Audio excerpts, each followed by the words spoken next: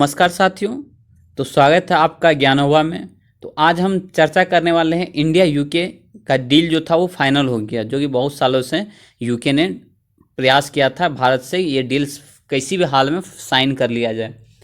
तो साथियों आज हम बात करने वाले हैं क्या भारत इस डील से भारत पे क्या प्रभाव पड़ सकता है। क्या भारत अपना बाजार खो देगा या फिर से जो आज से मतलब 250 300 साल पहले जिस टाइप से भारत भारत जो ब्रिटेन है मतलब उस समय के अंग्रेज जिसको हम लोग कहते थे उसका फिर से क्या गुलाम बन जाएगा। तो उसके बारे में हम चर्चा करेंगे। तो फिलहाल क्या है कि इंडिया और यूके ने फ्री ट्रेड एग्रीमेंट जो था उस पर फाइनली साइन कर दिया है। तो ये सारी हेडलाइन भी बन चुकी है। 23 जुलाई को ये साइन हो चुकी है। तो अब है कि इसका क्या क्या की हाइलाइट्स है उसके बारे में हम लोग चर्चा करेंगे। तो जैसा कि हम लोग जानते हैं कि भारत को जब हम अपना इतिहास को उठा के देखते हैं तो बोला जाता है कि भारत एक सोने की चिड़िया कहा जाता, सोने की चिड़िया जैसा देश था। मतलब उसको सोने की चिड़िया कहा जाता था। क्यों? उसके पीछे रीजन था। उसके पीछे क्या रीजन था? भारत के पास बहुत सारे साधन थे। जैसे कि हिमालय से निकले हुए गंगा जो थी वो प्लेन एरिया में जब जाती थी तो वहाँ बहुत सारे फर्टाइल लैंड बनाती थी, जिसके वजह से वहाँ बहुत सारे कृषि होते थे, बहुत सारे खाद्य सामग्री का ये प्रोड्यूस किया जाता था, जिसके वजह से फिर और बहुत सारे जगह थे जहाँ कपास कपड़े हुए। जैसे साउथ में चले जाइएगा तो वहाँ मसाले का बहुत ज़्यादा डिमांड थी। तो ये सब की वजह से भारत बहुत सारी चीज़ें थी जिसकी वजह से भारत को एक सोने की चिड़िया के रूप में देखा जाता था। और ये जो है बाहर के देशों को बहुत ज़्यादा ही आकर्षित करता था, जिसके कारण वहाँ के लोग चाहते थे कि हम यहाँ आकर के इस प्रोडक्ट को या इस सामान को हम अपने देश में ले जाए। तो कहा जाता है कि ये सब तो था ही, लेकिन बोला जाता है कि भारत धीरे धीरे फिर गरीब बनता गया। अब ये जो गरीब बन गया इसके पीछे का जो रीजन था, ये गरीब बनाने का जो महत्वपूर्ण भूमिका निभाई थी वो देश कौन था? ब्रिटेन। ब्रिटेन वही जो उस समय अंग्रेज कहते थे। हम लोग आज के समय जो ब्रिटेन है यूके है उसको हम लोग अंग्रेज कहते थे। तो कहा जाता है कि हमारे देश में ना मुगल का शासन हुआ करता था। मुगल के शासन के बाद 1600 ईस्वी में भारत में ब्रिटेन का आगमन होता है। ब्रिटेन का जो आगमन होता है वो तो आया था कि व्यापार करने के पर्पज़ से, लेकिन वो व्यापार करने के पर्पज़ से आकर के जिस प्रकार से वो तबाही मचाया था आकर के भारत में, वो आज भी भारत के लोगों के लिए एक बहुत बुरे सपने की तरह देखा जाता है। वो आज भी लोग उस चीज़ को, उस यादें को भूल नहीं पाते हैं। आज भी उसको लोग याद करते हैं तो लोगों के देश से हट जाते हैं। तो आज हम उसी के बारे में चर्चा करेंगे कि क्या जो अभी जो डील हुई है ये फिर उसी टाइप से तो नहीं हो गया है। क्यों? क्योंकि वो भी ये जो डील हुई ये भी व्यापार के तरीके से हुई है कि व्यापार में समझौता, मतलब व्यापार में इजली होकर व्यापार हम लोग आसान बना सके अपना। उस समय भी यही हुआ था। ब्रिटेन अंग्रेज जो आए थे भारत में एक कंपनी के रूप में आए थे, ईस्ट इंडिया कंपनी के रूप में। तो वो आए थे कि हम व्यापार ही करेंगे, व्यापार करने के लिए आए थे। तो 1608 में उन्होंने सूरत में एक फैक्ट्री भी खोला। फैक्ट्री मतलब एक गोदाम खोला था जिसमें हम सामान इकट्ठा कर सकते हैं और उसको भेज सकते हैं। जैसे कि आजकल के समय में आप लोग सुना होगा या फिर कहीं बाई चांस हाईवे से अगर सिटी से बाहर जा रहे होंगे तो वेयर हाउस टाइप से आप देखे होंगे। तो एग्जैक्टली वैसा ही एक गोदाम खोला, उसमें सामान इकट्ठा करके रखता था और बाहर भेजता था। फिर कुछ समय बाद मतलब बोला जाता है कि 7-8 साल बाद सर थॉमस आते हैं और वो परमिशन लेते हैं। किससे परमिशन लेते? तो उस समय तो मुगल का शासन हुआ करता था, बहुत सारे प्रोविंस होते थे, तो वो सब जगह पे क्या होते थे? मुगल के शासन हुआ करते थे। तो उन्होंने उनसे परमिशन लिया और धीरे धीरे मछलीपट्टनम, सूरत वगैरह बहुत सारी जगह पे अपने गोदाम खोलने लगे। और ये गोदाम खोलते खोलते उन्होंने धीरे धीरे भारत के पॉलिटिक्स में एंट्री ले ली। जो मुगल थे उसके पॉलिटिक्स में एंट्री ले लिए, उसके दरबार में बैठने लगे, जाना शुरू कर दिए। तो उस और धीरे धीरे उनको अपने आकर्षित करने लगे अंग्रेज कि हाँ आपको हम सैन्य सहायता प्रदान करेंगे, तो आप अपना सैनिक हटा लीजिए, हमारे पास बहुत सारे सैनिक हैं, हम देंगे। तो मैन पावर क्या होता है? मैन पावर ऐसी चीज़ है ना कि किसी को भी अपने उपनिवेश बना सकता है। तो उसी प्रकार था। तो अब धीरे धीरे करके जब ये मुगल के साम्राज्य में अंग्रेज जब पूरी तरह से घुस गए तो उन्होंने फिर धीरे धीरे करके मुगल को तो हटा ही दिया, उन्होंने बहुत को मार दिया, बहुत को बंदी बना लिया। तो फिर धीरे धीरे करके ना उन्होंने भारत के जो भी लैंड थे, ज़मीन थे, उसको धीरे धीरे करके कब्जाने लगा, उस पर अपना अधिकार जमाने लगा, लोगों पर अत्याचार करने लगा। टैक्स लगाने लगा। इसी उसी टाइम से अंग्रेज ने ही जमींदारी सिस्टम लाया, जमींदारी सिस्टम लागू करने लगा। तो इससे क्या हुआ कि उन्होंने फिर भारत के लोगों पे इतना अत्याचार करने लगा, वहाँ के सामान को लेता था, रॉ जो कच्चा माल होता था उसको लेकर के अपने देश में भेजता या दूसरी जगह भेजता था, वहाँ से फिर सामान वहाँ से उसको प्रॉपर सामान में कन्वर्ट करता था। जैसे यहाँ भारत से कपास ले गया, तो कपास ले गया तो वहाँ से कपड़ा बनवा करके फिर आता था भारत में बेचता था। तो ये चलता रहा, और इसी को ना ड्रेन ऑफ वेल्थ के थ्योरी के नाम से जानते हैं। ड्रेन ऑफ वेल्थ थ्योरी ये दादा भाई नौरोजी ने दिया था। वो अपने book poverty and un British rule in India में कहा था कि जो भारत जो मतलब अंग्रेज जो नीति अपनाई थी भारत में, वो एक ड्रेन ऑफ वेल्थ की नीति थी। मतलब कच्चा माल को लेता था और दूसरी जगह बेचता था, वहाँ से फिर सामान बना करके फिर वापस बेचने आता था। मतलब ये था कि आपको कच्चा माल, आप तो कच्चा माल खरीद लिए, अब वो कच्चा माल तो एक आप कम दाम में खरीदे हैं और उसको ले जा करके अपने देश में बनाते हैं और वापस से उसी कपड़े को आकर के हमारे देश में बेचते हैं। तो इससे हमारे देश को और नुकसान हो रहा था। तो कहा जाता है कि ब्रिटिश ईस्ट इंडिया कंपनी का गठन 1616 ईस्वी में ही हुआ था। तो अब हम लोग जानेंगे कि अंग्रेज भारत उपमहाद्वीप में जो आए थे 24 अगस्त 1608 ईस्वी को सूरत के बंदर में भारतीय उपमहाद्वीपों में उतरे थे। और मैंने बता ही दिया कि सर थॉमस रॉ ने वो वहाँ से परमिशन लेकर के सूरत में मछलीपट्टनम में अपना कारखाना खोले थे।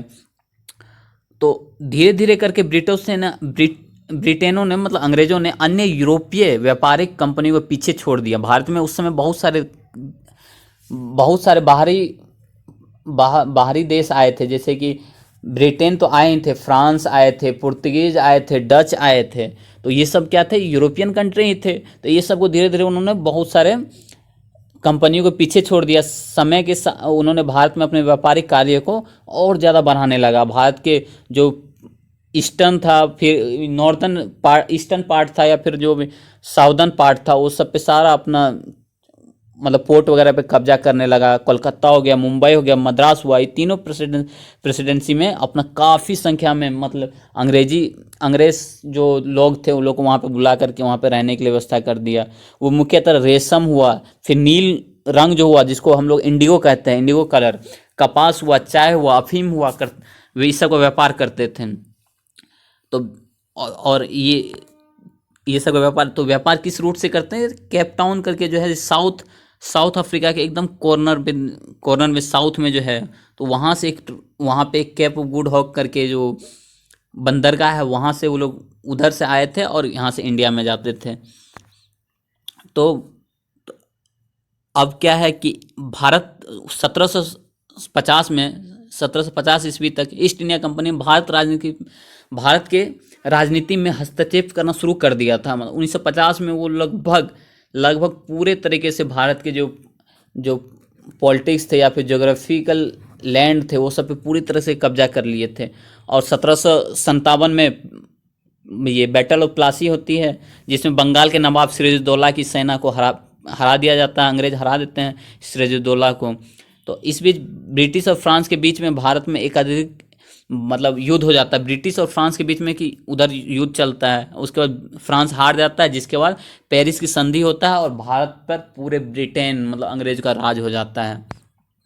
कहा जाता है कि जहाँ से सूरज उगता है और जहाँ से सूरज डूबता है, ये पूरा उस बीच का पूरा क्षेत्र जो है वो सारे अंग्रेजों के कब्जे में थे।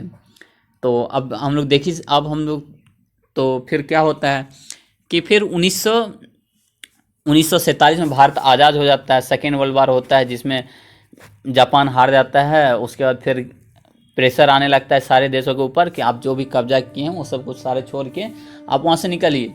तो फिर उसके बाद 1947 में भारत भी मतलब भारत को भी आज़ादी मिल जाती है, इंडिपेंडेंस हो जाते हैं।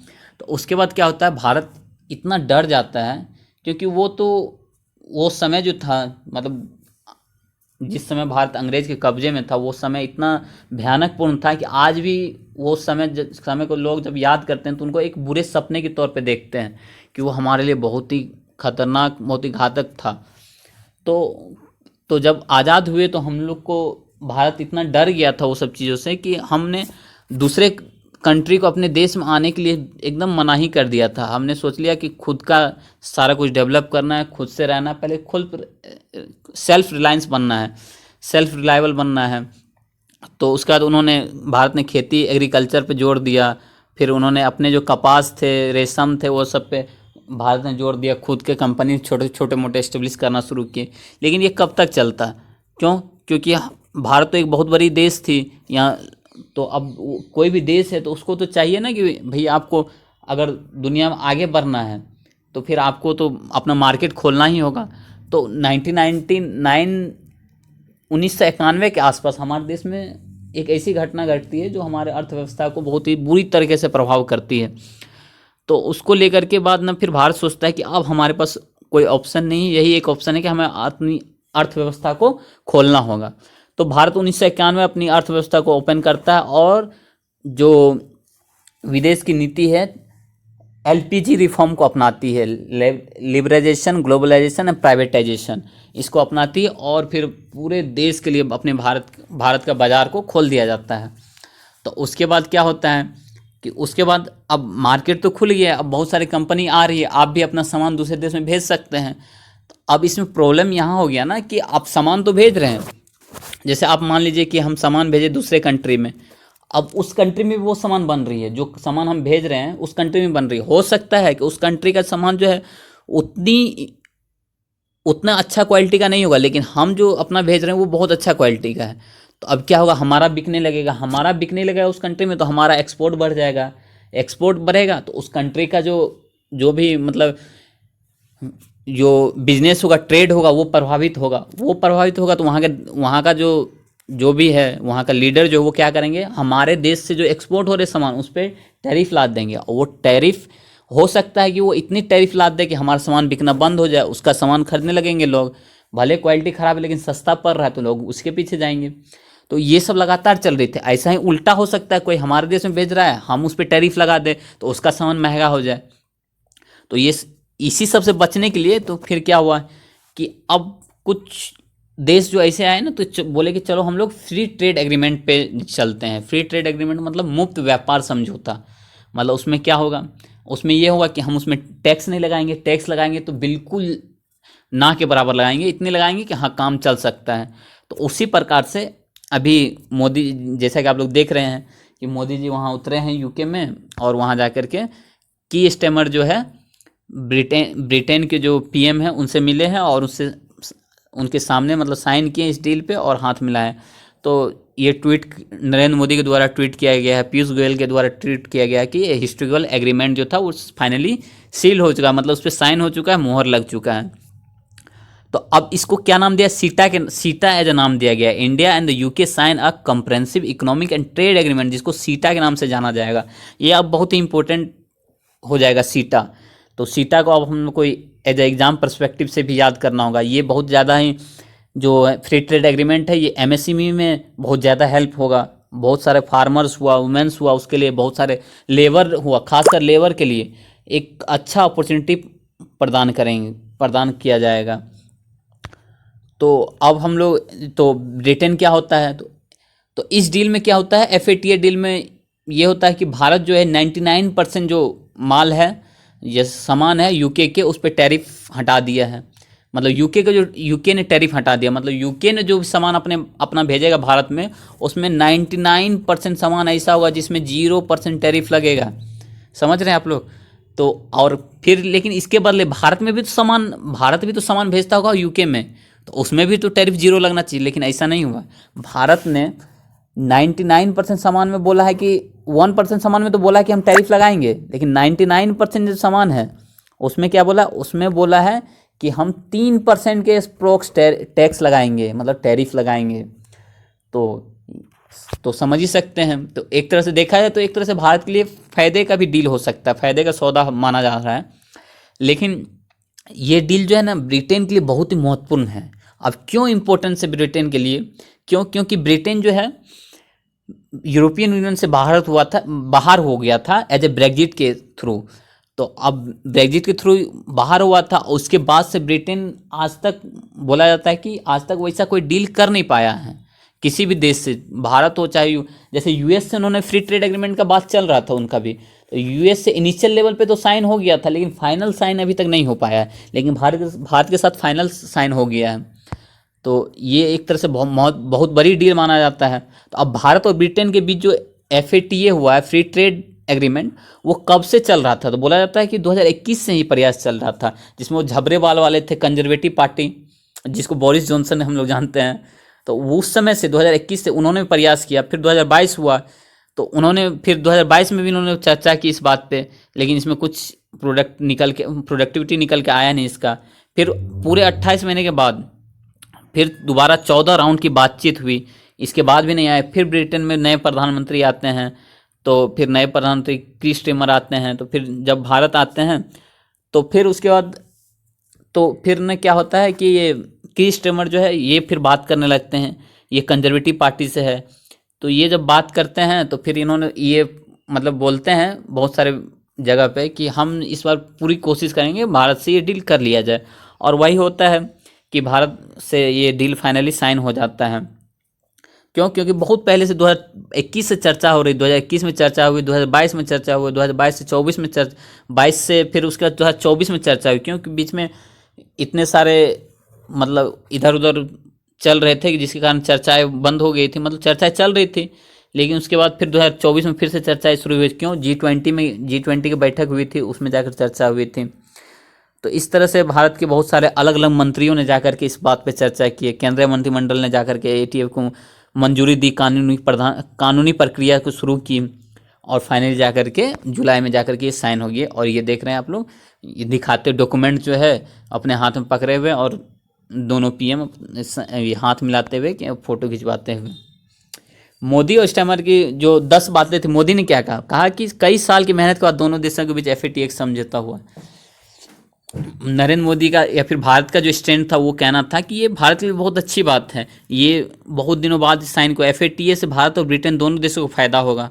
भारत खाद हुआ, कपड़े हुआ, जूते हुआ, आभूषण हुआ, जो भी ज्वेलरी हुआ, उसको UK के मार्केट में जाके भेजेगा। भारत के युवा हुआ, किसान हुआ, चाहे मछुआरे हुआ, उसको इससे ज़्यादा लाभ हुआ। क्यों? क्योंकि जो भी भारत में इससे एग्रीकल्चर पे ज़्यादा प्रभाव पड़ेगा, चाहे फिर कपड़े हुए तो लेबर इंडस्ट्री पे ज़्यादा प्रभाव पड़ेगा। तो कपड़े जब हमारे देश से बाहर जाएंगे तो लेबर जो चाहिए वो ज़्यादा, मतलब प्रोडक्ट बनाने के लिए ज़्यादा लोग चाहिए होगा, मैन पावर ज़्यादा चाहिए, तो उसके वजह से जो हमारे कारीगर है उसको ज़्यादा रोज़गार मिलेगा। वहाँ पे बहुत सारे यूनिवर्सिटी, वहाँ से हमारे देश के जो स्टूडेंट होते हैं वहाँ पढ़ने जाते हैं, उसमें बहुत सारे लाभ मिलेंगे, उसमें बहुत सारे छूट मिलेंगे। और अहमदाबाद हादसे में जो मरने वाले ब्रिटिश नागरिक लोग, और उन्होंने अहमदाबाद जो प्लेन क्रैश हुई थी उसको लेकर के भी ब्रिटेन के जो लोग थे उसको लेकर के, उसमें भी 1-2 ब्रिटेन के जो लोग थे, जो थे तो इंडियन ही, लेकिन वहाँ ब्रिटेन के नागरिकता लिए हुए थे, तो उनको लेकर के भी चर्चाएं हुई, संवेदना व्यक्त की गई। और अब PM स्टारमर ने क्या कहा? तो भारत और UK दोनों इसका उन्होंने यही कहा कि भारत और UK को भी दोनों फायदा होगा, और लोगों के वेतन में इजाफा होगा, लाइफ स्टाइल सुधरेगा। जो भी लोग अब जॉब कर रहे थे उसको इनकम उनका जो मान लीजिए कि ये सब सेक्टर में थे, चाहे फिर इंडस्ट्री सेक्टर में थे या लेबर सेक्टर में थे, चाहे एग्रीकल्चर सेक्टर में थे, उन लोगों का जो है इंक्रीमेंट होगा, पैसा बढ़ेगा, टैक्स में कटौती होगा। तो ये सब था। तो अब मुफ्त व्यापार समझौता में क्या क्या था ये सब तो हम लोग चर्चा कर ही लिए। दोनों देश जीरो टैक्स या फिर कम से कम टैक्स लगाने का बात किया है। मतलब ऐसा नहीं है कि सब पे जीरो लगेगा, किसी पे हो सकता है 1% भी लगेगा, किसी भी 0.5% भी टैक्स लग सकती है। तो ये तो है कि अब मतलब मैक्सिमम 3% से 5% के आसपास ही हो सकता है, उससे ज़्यादा नहीं रहेगी। और फिर इन लोग इंडिया और ब्रिटेन का टारगेट क्या है? टारगेट है कि हम लोग 2030 तक 112 बिलियन डॉलर का हम लोग ये FATA कर सकते हैं। मतलब उस व्यापार तक पहुंचना चाह रहे हैं, ट्रेड को बढ़ाना चाहता है। अभी तो अप्रोक्स 30 बिलियन के आसपास है, तो 2030 तक 112 मिलियन तक पहुंचाना चाहता है। तो जैसा कि हमने आपको बता ही दिया कि भारत का जो है, भारत के 99% सामानों को UK में जीरो टैरिफ पे ये इंपोर्ट किया जाएगा, और भारत में UK के सामान को 99% सामान पर 3% के तौर पे एक्सपोर्ट किया जाएगा। तो अब और इसमें क्या है, 2030 तक टारगेट भी रखा गया कि 120 बिलियन डॉलर तक हम लोग को पहुंचने की संभावना है। तो अब क्या क्या एक्सपोर्ट करता है यूके इंडिया को, और इंडिया क्या एक्सपोर्ट करता है यूके को, उसके बारे में हम लोग चर्चा करते हैं। बोला जा रहा है कि ब्रिटेन से जो विस्की आता है, जो भी अल्कोहल आता है, तो उस पर टैरिफ बहुत कम हो जाएगा। मतलब समझिए 150 से सीधा 75%, 50% टैरिफ कम हो जाएगा।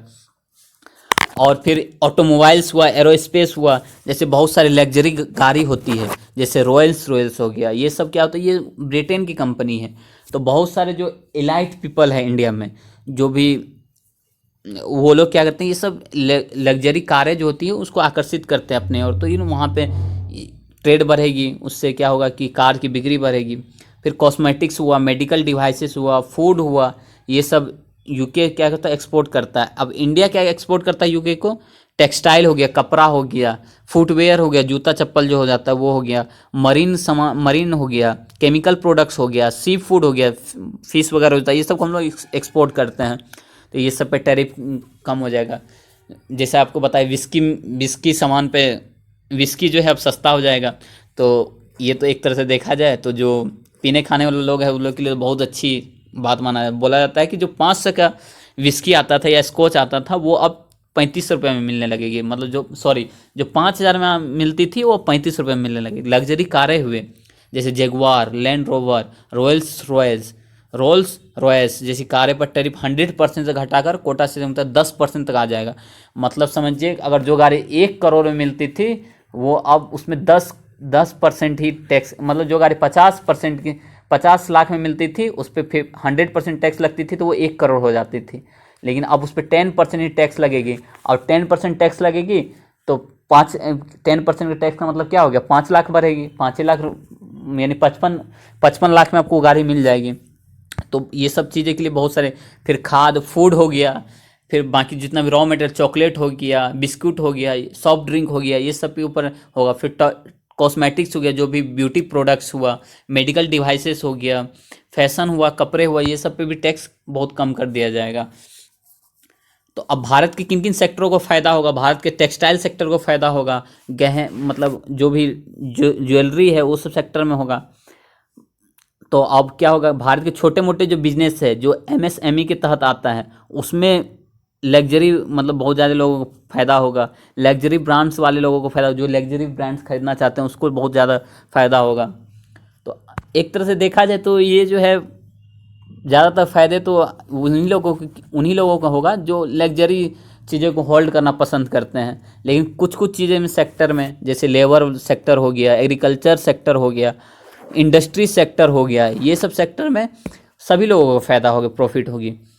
तो अब इंजीनियरिंग सामान हुआ, ऑटो पार्ट्स हुआ, जो भी ऑटो पार्ट्स हुआ, जैसे गाड़ी वगैरह के कुछ पुर्जे होते हैं वो सब ब्रिटेन से आते हैं, वो सब पे टैक्स कम कर दिया जाएगा। दवाई हो गया, मेडिकल हो गया, वो सब पे, खाने पीने के सामान हो गया, चाय मसाले हो गया, जैसे भारत से चाय हो गया, भारत से बहुत ज़्यादा चाय पत्ती, चाय जो होता है उसको एक्सपोर्ट किया जाता है, फिर मसाले जो उसको एक्सपोर्ट किया जाता है। तो ये सब को, इस सब पे टैक्स कम होगा। जैसे भारत से बासमती चावल हो गया, वो सबको भी एक्सपोर्ट किया जाता है। भारत का जीआई टैग प्रदान किया हुआ बासमती चावल है। तो ग्रीन एनर्जी और क्लीन टेक के लेकर के भी, जो इलेक्ट्रिक व्हीकल है वो सब में भी भारत को टैक्स के रूप में छूट मिलेगी। तो अब इन सामानों पर अब नहीं लगेगा कोई, जो अब सामान है, कौन कौन सा सामान हो गया उस पर टैक्स नहीं लगेगा। जैसे फूड प्रोडक्ट्स जो था उस पर 70% था, लेकिन अब 0 लगेगा। वेजिटेबल ऑयल जो था उस पर 20% था, लेकिन अब 0 लगेगा। ऐसे ही ट्रांसपोर्ट हो गया, लेदर हो गया, इलेक्ट्रिक मशीनरी हो गया, ग्लास हो गया, टेक्सटाइल हो गया, लकड़ी, बेसमेंट, मैकेनिकल मशीनरी, प्लास्टिक हो गया, फर्नीचर हो गया, वेपन हो गया, ये सब के ऊपर लगभग अब 0% टैक्स हो गया। पहले कुछ थी। अब इस बोला जाता है कि इस डील से क्या भारत की अर्थव्यवस्था को कुछ फ़ायदा हो सकता है, तो अब उसके ऊपर हम चर्चा करते हैं। फ़ायदा तो होगा ही, ऑब्वियसली होगा, निर्यात में बढ़ोतरी होगा, मतलब हम लोग एक्सपोर्ट ज़्यादा करने लगेंगे, इंपोर्ट भी कर सकते हैं, बहुत सारे सामान होंगे। जैसे 99% भारतीय सामान को यूके में शून्य टैरिफ पर निर्यात किया जाएगा। इससे टेक्सटाइल, चमड़ा, रत्न, आभूषण, मरीन प्रोडक्ट्स, इंजीनियरिंग सामान जैसे क्षेत्रों में फ़ायदा होगा। भारत का यूके को निर्यात 2030 तक $29 बिलियन तक 2000 अभी $29 बिलियन है, 2030 तक $112 बिलियन तक पहुंचने का लक्ष्य रखा है। रोजगार बढ़ेगा, क्योंकि बहुत सारे सेक्टर में नौकरी डेवलप होगी। टेक्सटाइल सेक्टर में रोजगार दोगुना हो जाएगा। एमएसएमई में बढ़ावा होगा। भारत को लगभग बोला जाता है 6 करोड़ एमएसएमई का फायदा हो गया। भारत के मतलब 40% से ज़्यादा योगदान बढ़ेगा। जो पहले था उससे 40% योगदान बढ़ जाएगा। निवेश में बढ़ोतरी होगी। आईटी सेक्टर में भारत के लिए बहुत ज़्यादा देखने को मिलेगा। बहुत सारे वहाँ पे जो वहाँ ब्रिटेन में कम यूनिवर्सिटी है, वहाँ पे भारत के जो स्टूडेंट है उसको वहाँ जाने के लिए बहुत सारे बेनिफिट मिलेगी। आर्थिक विकास होगा। व्यापार में सालाना बोला गया कि 15% की इंक्रीमेंट होगी या बढ़ोतरी होगी। तो इसके लिए बहुत ही ज़्यादा आर्थिक विकास तो होगा ही, क्योंकि 15% बढ़ना बहुत बड़ी बात है। वहाँ तो 100, 1000, 1 लाख की डील तो हो नहीं, वहाँ बिलियन की बात हो रही, बिलियन वो भी डॉलर में बात हो रही है। तो अब क्या है, तो बहुत सारे फसलों पर अथी कर दिया गया है, मतलब टैरिफ तो हटा दिया गया है। लेकिन सबसे खास बात यह है कि भारत के 3 ऐसे प्रोडक्ट हैं जिस पे इसको अलग रखा गया है, इस FATA से अलग रखा है, फ्री ट्रेड एग्रीमेंट से अलग रखा गया है। तो उस 3 प्रोडक्ट्स जो है उसका हम चर्चा कर रहे हैं। तो उसमें पहला प्रोडक्ट है डेयरी, दूसरा है सेब और तीसरा है ओट्स, जिसको बाहर रखा गया। क्यों बाहर रखा गया है? क्योंकि भारत में जो है ना, भारत के किसान डेयरी प्रोडक्ट्स को दूसरे देश के डायरेक्ट प्रोडक्ट्स को नहीं अपनाना चाहिए। क्यों? क्योंकि वहाँ के देश क्या होते हैं, जैसे अभी यूके में ही यूके बोल रहे, अमेरिका में क्या है, अमेरिका चाहता है कि वहाँ के जो डेयरी प्रोडक्ट्स है वो इंडिया के मार्केट में भेजना चाहता है, लेकिन इंडिया मना कर रहा है। इंडिया इसलिए मना कर रहा है क्योंकि वहाँ के इंडिया के जो लोग हैं वो नहीं चाहते हैं कि यूएस के डेयरी प्रोडक्ट यहाँ आए। क्यों? क्योंकि वो जो है ना, जो नॉन वेज होती है, नॉन वेज प्रोडक्ट्स तो होती है या फूड प्रोडक्ट हो गए, वो लोग वहाँ पे खिलाते हैं अपने जो भी एनिमल्स हैं, जो भी दूध मतलब डेयरी प्रोडक्शन जो एनिमल्स हैं उसको वो लोग नॉन वेज वाली कुछ मटेरियल वगैरह कुछ मिला के खिलाते हैं। अब अगर हम ट्राई करेंगे उस पर भी एक वीडियो लाने का कोशिश करेंगे, तो उससे क्या हो जाता है कि हमारे आस्था पर आ जाती है बात। इसलिए भारत ने इसको अलग रखा है, बोला कि नहीं, हम डेयरी प्रोडक्ट में हम खुद इतने सफिशिएंट है कि हम खुद एक्सपोर्ट करते हैं, तो उसको हम नहीं कर सकते हैं, वो उसको अलग रखिए। सेब को भी, ओट्स को भी अलग रखा है। तो अब इसका मकसद क्या है? टैरिफ और नॉन टैरिफ बैरियर को कम करना है। मार्केट में किसी भी मार्केट में एंट्री करना आसान हो सकता है FATF से, फ्री ट्रेड एग्रीमेंट से। बिजनेस और इन्वेस्टमेंट में बढ़ावा हो सकता है। टेक्नोलॉजी, हेल्थ केयर, एजुकेशन में नया अवसर प्रदान हो सकता है। तो इन समझौतों से देश को क्या फ़ायदा हो सकता है? पार्टनर देशों के बाजार में 0 ड्यूटी एंट्री एक्सपोर्ट मिलेगा। मतलब हम ब्रिटेन के मार्केट में इजीली घुस सकते हैं। जो प्रोडक्ट को हम पहले बेचना हमारे लिए बहुत मुश्किल होता था, उसको हम इजीली अब जाके बेच सकते हैं। कॉम्पिटिटर्स या पार्टनर्स को बराबर का मौका मिलेगा। अब भारत जो है FATA सिर्फ ये नहीं कि यूके में से ही करता है, भारत FATA बहुत सारे देश के साथ करता है। जैसे आसियान नेशन हो गया, आसियान नेशन के साथ भी करता है। और आसियान में कितने 10 देश है, 10 आसियान के साथ करता है, तो इसका मतलब 10 देश के साथ करता है। फिर श्रीलंका हो गया, भूटान हो गया, साउथ कोरिया हो गया, Japan, Thailand, Singapore, Malaysia, UK, Mauritius, UAE, UK, ये सब के साथ करता है। फिर यूरोपियन समूह के भी 4 देश है जिसके साथ EFTA करते हैं हम लोग। तो वो कौन है? स्विट्जरलैंड है, नॉर्वे है, आइसलैंड है, वेटिकन सिटी है। तो अब बात आती है कि क्या ये भारत को अपना फिर से एक उपनिवेश बना सकता है, या फिर भारत के लिए अथी कर सकता है, भारत को कब्जा कर सकता है पहले की तरह?